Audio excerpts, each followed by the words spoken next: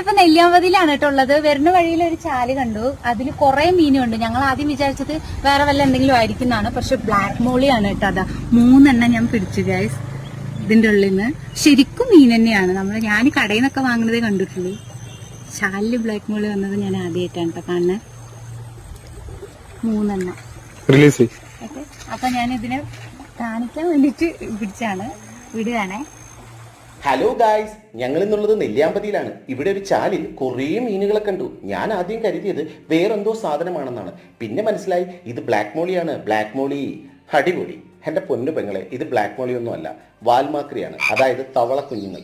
Black മോളി ചാലിലും തോട്ടിലുമാണോ കിടക്കുന്നത്?